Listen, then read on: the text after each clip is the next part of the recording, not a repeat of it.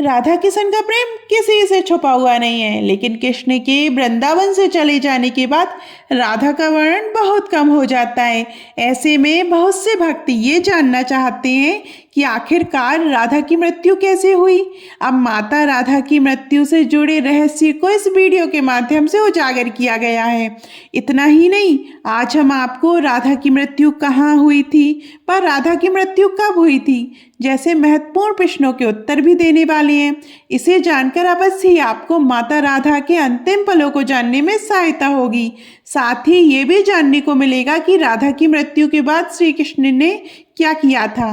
वैसे तो ग्रंथों में राधा के बारे में नहीं लिखा गया है, किंतु बाद की लोक कथाओं और काव्यों में राधा को स्थान दिया गया है। द्वापर युग के समय श्री कृष्ण के ऊपर लिखे गए किसी भी ग्रंथ में राधा का नाम नहीं मिलता है। ऐसे में आज हम आपको बाद की प्रचलित लोक कथाओं के अनुसार ही राधा रानी की मृत्यु का रहस्य बताएंगे। राधा की मौत कोई सामान्य मौत नहीं थी, वह इसलिए क्योंकि जिसे ईश्वर की निकट मौत मिले वह मौत नहीं मोक्ष कही जाती है।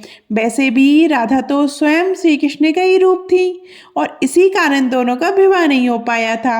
अब माता राधा के जीवन के अंतिम क्षण कैसे थे और उन्होंने किस तरह से अपने प्राण त्यागे थे, आइए उसके बारे में एक एक करके जान लेते हैं।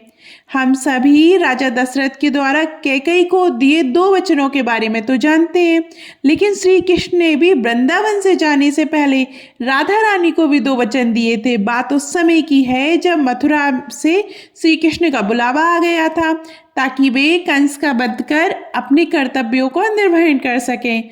उसके लिए किशन को वृंदावन नगरी और राधा को हमेशा के लिए छोड़कर जाना था। उस समय किशन यमुना किनारे उदास बैठी राधा से मिलने गए थे। जब किशन राधा से मिलकर जाने लगे तो राधा ने उनसे 2 वचन मांग लिए। पहले वचन के अनुसार राधा के हृदय में हमेशा किशन का ही वास रहेगा। दूसरे वचन के अनुसार राधा की मृत्यु से पहले श्री कृष्ण उन्हें दर्शन अवश्य देंगे, अर्थात उनसे मिलने आएंगे।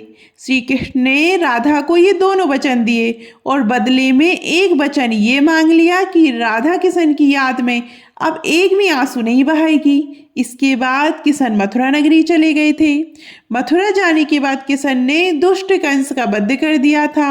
इसके कुछ वर्षों के बाद वे द्वारका बस गए थे। वहां उनका विवाह रुक्मणी से हो गया था। किशन की कुल 8 पत्नियां थीं। दूसरी ओर राधा का विवाह भी अपने ही गांव के किसी यादव से हो गया था। राधा ने अपने हर कर्तव्य का पालन किया, लेकिन उनके हृदय में केवल श्री कृष्ण का ही वास था। एक दिन वह आया जब राधा बूढ़ी हो गई और अपने सभी कर्तव्यों से मुक्त हो गई। तब वे बरसाना से द्वारका की ओर निकल पड़ी। द्वारका के राजभवन में उनकी भेंट श्री कृष्ण से हुई। श्री कृष्ण ने उन्हें राजभवन में ही एक देविका के तौर पर रख लिया था। हालांकि अब समय का चक्र बदल चुका था, दोनों को ही अपने कर्तव्यों का निर्वहन करना था। राधा रानी का वहां मन नहीं लगा क्योंकि वृंदावन की कान्हा और द्वारका के श्री कृष्ण में बहुत अंतर आ चुका था। इस कारण एक दिन राधा ने द्वारका के राजभवन को भी त्याग दिया और वनों में चली गई। अब राधा की मृत्यु का रहस्य जानने का समय आ गया है। द्वारका का नगरी छोड़ने के अगले कुछ समय तक राधा वनों में कृष्ण की खोज में भटकती रही। भटकते भटकते कई दिन बीत गए और एक दिन ऐसा आया जब राधा का शरीर कमजोर पड़ने लगा और मृत्यु निकट आने लगी। किशन के लिए अपने वचन के अनुसार राधा ने उन्हें दर्शन देने को कहा था। राधा के पुकारते ही श्री कृष्ण उसी समय द्वारका को छोड़कर राधा की ओर कुछ उसी तरह दौड़े जिस प्रकार एक समय पहले राधा कृष्ण की बांसुरी की धुन को सुनकर दौड़े चली आती थी।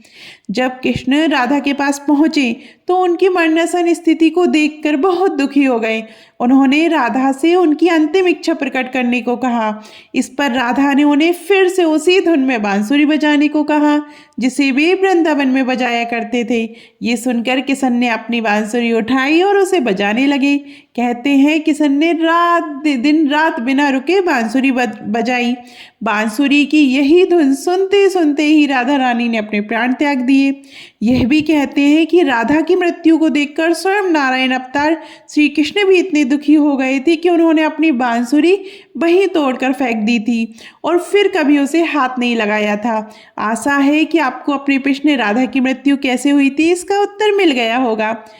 अब यदि आपके मन में ये प्रश्न है कि राधा रानी की मृत्यु कहाँ हुई थी, तो इसका कोई स्पष्ट उत्तर नहीं है। वह इसलिए क्योंकि द्वारका नगरी को छोड़ने के बाद राधा वनों में चली गई थी और कई दिनों तक वहीं रही थी। संभवतः वह द्वारका नगरी के आसपास के वन ही होंगे, क्योंकि वे श्री कृष्ण से ज़्यादा दूर नहीं गई होंगी। फिर भी ये पक्के तौर पर नहीं कहा जा सकता है कि वह कौन सा स्थान था जहां माता राधा ने अपने प्राण त्याग दिए थे। इसके बारे में कहीं पर भी वर्णन नहीं मिलता है। अपनी मृत्यु के पश्चात राधा के श्री कृष्ण में ही विलीन हो गई थी। अब राधा की मृत्यु कब हुई थी? किशन ने द्वापर युग के अंत में जन्म लिया था। एक तरह से वह समय काल द्वापर युग के अंत का और कलयुग की शुरुआत का समय ही माना जाएगा। कलयुग की शुरुआत अर्जुन के प्रपौत्र व अभिमन्यु के पुत्र परीक्षित के समय हुई थी। एक तरह से श्री कृष्ण की तीसरी पीढ़ी में इसकी शुरुआत हुई थी। हालांकि किशन का पूरा परिवार तो गांधारी के दिए श्राप के कारण पहले ही मृत्यु की गोद में समा गया था। कथाओं में ये बताया गया है कि जब माता राधा कृष्ण से मिलने द्वारका नगरी आई थी तो उस समय उन्हें श्री कृष्ण के रुक्मणी और सत्यभामा से हुए विवाह का पता लगा था। इसका अर्थ ये हुआ कि उस समय तक श्री कृष्ण के 2 विवाह ही हुए थे। उसके बाद राधा रानी कुछ समय के लिए द्वारका नगरी रही थी और फिर वनों में जाकर कुछ ही दिनों में उन्होंने प्राण त्याग दिए थे। इस तरह से राधा की मौत श्री कृष्ण के दूसरे विवाह के कुछ समय पश्चात ही हो गई थी। बहुत लोगों के मन में ये भ्रांति भी रहती है कि राधा की मृत्यु किसी पाप के कारण हुई थी, जबकि ऐसा नहीं है। माता राधा स्वयं नारायण का अवतार थी, जबकि रुक्मणी लक्ष्मी का अवतार थी। श्री कृष्ण व राधा दोनों ही नारायण अवतार थे और इसी कारण दोनों का विवाह नहीं हो पाया था। नारायण को किसी तरह का पाप नहीं लग सकता है, तो ये बात बिल्कुल मिथ्या है कि राधा की मौत किसी पाप के कारण हुई थी। ये लोगों के द्वारा सनातन धर्म को दुष्प्रचार करने के लिए फैलाया गया एक भ्रम है। ऐसे में आप इसे अपने दिमाग से निकाल दें कि राधा की मृत्यु किसी पाप के कारण हुई थी। इस वीडियो के माध्यम से आज आपने ये जान लिया है कि राधा की मृत्यु कैसे हुई थी। राधा की मृत्यु और उसके बाद श्री कृष्ण के द्वारा अपनी बांसुरी तोड़ने की घटना बहुत ही मार्मिक है। इसके द्वारा ईश्वर ने भी मानवीय रूप से मनुष्य की भावनाओं को दिखाने का काम किया है, जो अद्भुत है। श्री कृष्ण का राधा के प्रति और राधा का श्री कृष्ण के प्रति प्रेम निश्चल था, जिसकी तुलना नहीं की जा सकती है। यही कारण है कि श्री कृष्ण की 8 पत्नियां होने के बाद भी आज तक उनका नाम केवल और केवल राधा रानी के साथ ही लिया जाता है। तो आपको राधा रानी की ये कथा कैसी लगी कमेंट में ज़रूर बताइएगा। और अभी तक आपने हमारे चैनल परंपरा और प्रतीक्षा को सब्सक्राइब नहीं किया है और फेसबुक पर हमको फॉलो नहीं किया है तो कीजिएगा। धन्यवाद।